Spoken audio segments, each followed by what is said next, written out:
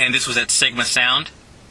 No. We recorded at Sigma Sound back in the day in Philly, but the trouble was in Cleveland, in the heart of Cleveland.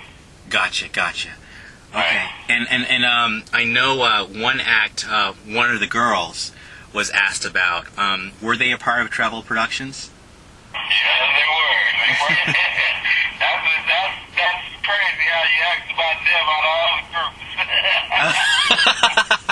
Well, educate us. We was trying to come at it from, we definitely did our homework. But I see.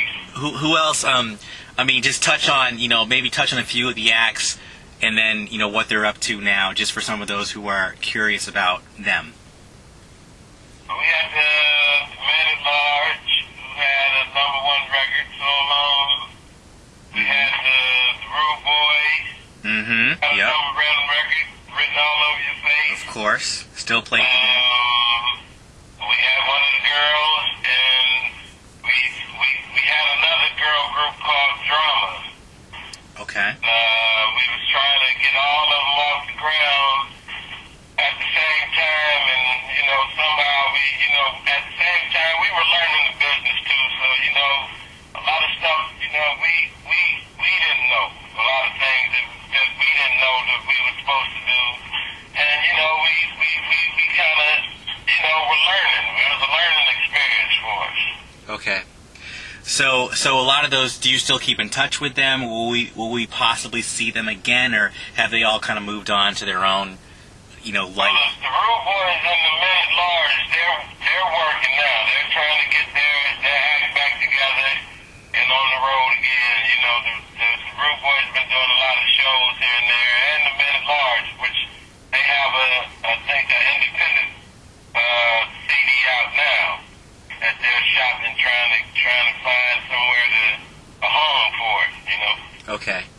Well, that's good. As a matter of fact, definitely, feel free to let them know about us, because we're about to put a section on the website where people can preview the new music, just to, either to get either feedback or awareness about their projects, and we're really serious about that. And we have a number of artists we're working with, and we would definitely, I think it's a good fit, considering. Yeah, it would be good. Yeah, real good for everybody. Yeah. So that's great. That's great to hear. Jumping back to one question, that someone wanted to know is, and this is an up-tempo track, which was, of course, I think we're going back to '87 with this one. How do you guys feel? How did you feel when Casanova blew up the way it did?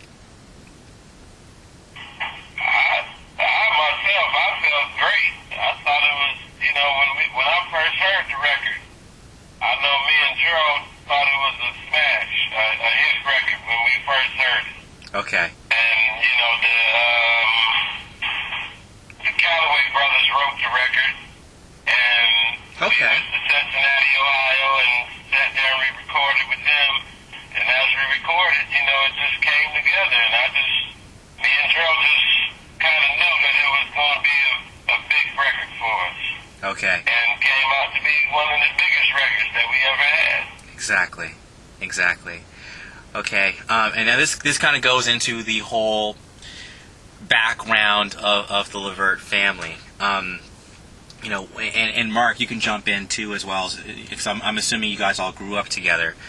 What was it like having a famous dad, growing up? And how did it affect your outlook, professionally? Did you always know that you were going to be in music, or did you, grow up thinking maybe I could be, a doctor or something else, something more 9 to 5? What was it like? This is Sean. To my dad, around back then, he wasn't around as much as, because, they would work in tours. Tours would be, maybe 4 or 5 months. Okay. Now when you have a tour, tour might be 6 weeks, might be 4 weeks. So, he was gone a lot, and then they recorded a lot in Philadelphia. All their stuff they would record in Philadelphia, so they would be in Philly recording, and then the next minute they're back on the road again for months. he wasn't around as much, but when he came around, he would give us advice. He advised the equipment to do what he really didn't want us to be in this business at all. Wow. But he seen that Gerald and Marc, they wasn't gonna give up on the writing and the producing and stuff, and wasn't gonna give up, bringing him songs and making him take the songs to different people so they could hear them. And, we got turned down a lot too. A lot of record companies turned us down until we ran into a guy named Hank Caldwell up at Atlantic Records. And my dad, he once he seen that this is what we wanted to do, he encouraged us to buy buying the equipment and buying the stuff that we needed to better ourselves.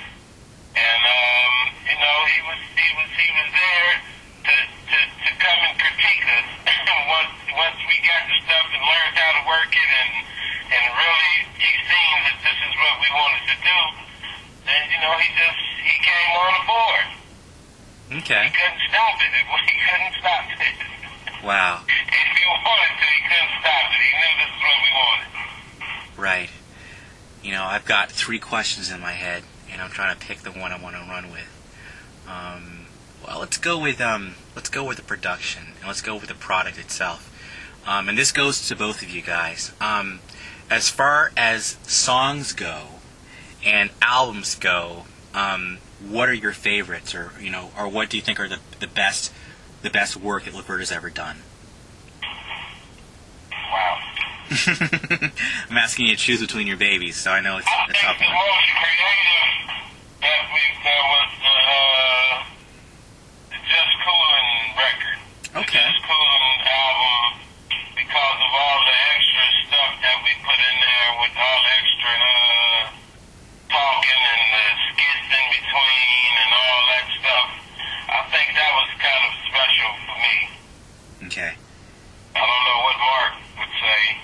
I don't know, man. That's a hard. That's kind of hard. I like a lot of the records. I like them all.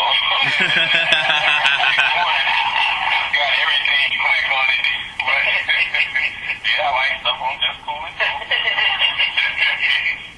But yeah, I don't know. I think as time went on, I started liking a lot of the newer stuff, newer sounds. I don't know.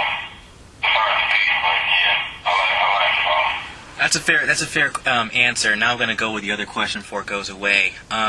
In terms of when you guys were out on tour and you guys were performing, where have you had the best response from a crowd?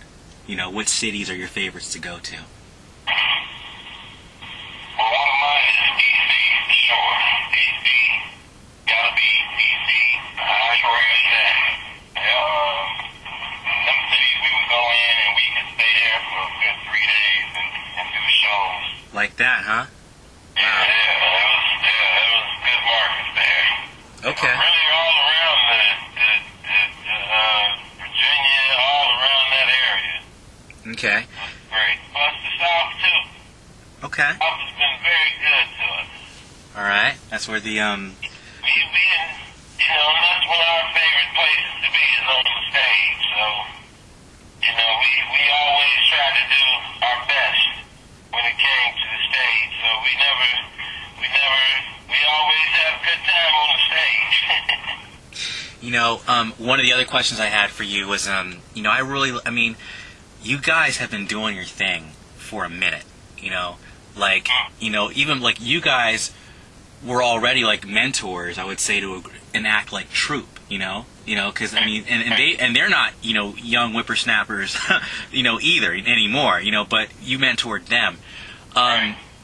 Compare and contrast the music industry, say mid '80s, late '80s to now.